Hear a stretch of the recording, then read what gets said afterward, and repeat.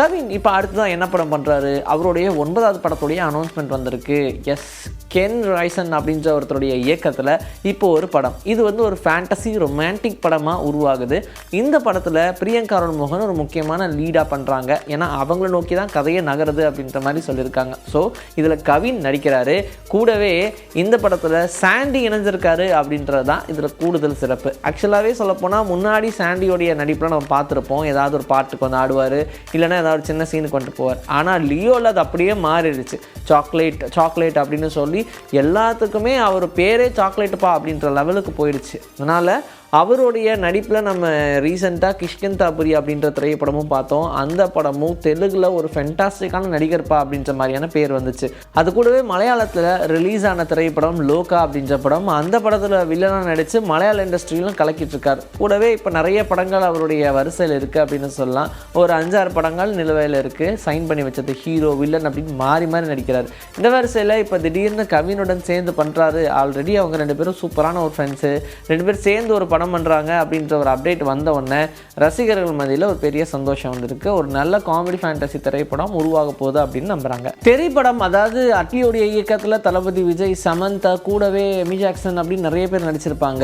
இந்த படத்தை ரீரிலீஸ் பண்ணுறோம் பொங்கலுக்கு அப்படின்னு சொல்லியிருந்தாங்க. பட் பொங்கலுக்கு நிறைய படங்கள் வரதுனால கொஞ்சம் தள்ளி வைப்போம்ப்பா, ஒரு வாரம் வேணால் ரிலீஸை தள்ளி வச்சிருவோம் அப்படின்ற மாதிரி பிளான் பண்ணாங்க. இப்போ அந்த வரிசையில் 23ஆம் தேதி இந்த திரைப்படத்தை ரீரிலீஸ் பண்ணுறதுக்கு பிளான் பண்ணாங்க இல்லையா.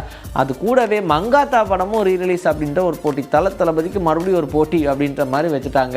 யாரும் எதிர்பார்க்கல. இருந்தாலும் இப்படி ஒரு போட்டி வேணும் தானப்பா எங்களுக்கு அப்படின்ற மாதிரி ரசிகர்களே கேட்டு வாங்கின மாதிரி தான் இருக்குது. ஸோ 23ஆம் தேதி இந்த 2 திரைப்படங்களையும் ரிலீஸ் பண்ணுறாங்க அப்படின்றது 2 பேருடைய ரசிகர்களுக்கு ஒரு பெரிய சந்தோஷமாக தான் அமைஞ்சிருக்கு. இதுலேயும் வசூல் வேட்டை யாருப்பா அதிகம் அப்படின்ற மாதிரி கண்டிப்பாக கணக்கெடுப்பாங்க. வெயிட் பண்ணி பார்ப்போம். சந்தீப் ரெட்டி வங்காவுடைய இயக்கத்தில் பிரபாஸுடைய நடிப்பில் ஸ்பிரிட் அப்படின்ற படம். இந்த படத்தில் அவர் போலீஸ் அதிகாரியாக நடிக்கிறாரு. அண்ட் இந்த படம் திருப்தி திம்ரிக்கு ஒரு தெலுங்கு அறிமுக திரைப்படமாக உருவாகியிருக்கு. சரி, திருப்தி திம்ரி இதுக்கப்புறமா தெலுங்கில் நிறைய படங்கள் பண்ணுவாங்க அப்படின்னு நம்புகிறாங்க. ஏன்னா சந்தீப் ரெட்டி வங்காவோட இயக்கத்தில் நடிக்கிறாங்களே அப்படின்றதுனால. இதில் விவேக் ஓபராயா இருக்கட்டும், பிரகாஷ் ராஜா இருக்கட்டும், காஞ்சனா இருக்கட்டும், இப்படி நிறைய நடிகர்கள் நடிக்கிறாங்க.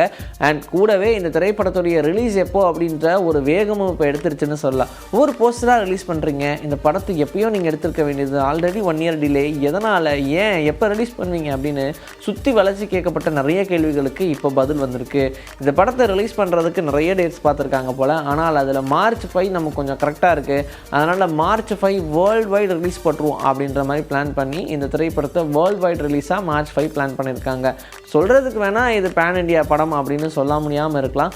ஆனால் இந்த திரைப்படம் நிஜமாகவே ஒரு பேன் இண்டியா திரைப்படம் தான்றதுல சந்தேகமே இல்லை. நடிக்கக்கூடிய நடிகர்களை தாண்டி இந்த திரைப்படம் ரசிகர்கள் மத்தியில் பெருசாக வெகுவாக போய் சேரும் அப்படின்ற மாதிரி தான் நம்புகிறாங்க. இது ஒரு பேன் இண்டியா திரைப்படமாக தான் உருவாகியிருக்கு. இந்த படம் பேன் இண்டியா ரிலீஸ் மட்டும் இல்லாமல் பேன் வேர்ல்டு ரிலீஸாக பிளான் பண்ணியிருக்காங்க. அண்ட் பிரபாஸோடைய ரசிகர்கள் எல்லாரும் இந்த படத்துக்காக காத்துக்கிட்டு இருக்காங்கன்றதா உண்மை. சாய் பல்லவி பாலிவுட்டில் ஒரு திரைப்படம் பண்ணிட்டு இருக்காங்க. அதான் ராமாயணம் அப்படின்ற படம். இந்த படம் பாலிவுட்டில் அவங்களுக்கு ஒரு அறிமுகமாக இருக்கும் அப்படின்னு தான் எல்லாருமே நினச்சிக்கிட்டு இருந்தோம். என்னமோ அந்த படம் சைன் ஆனது வேணால் ஃபஸ்ட்டாக இருக்கலாமே தவிர்த்து அந்த படத்துக்கு முன்னாடியே ரிலீஸுக்கு ஒரு திரைப்படம் இப்போ ரெடியாக இருக்குது.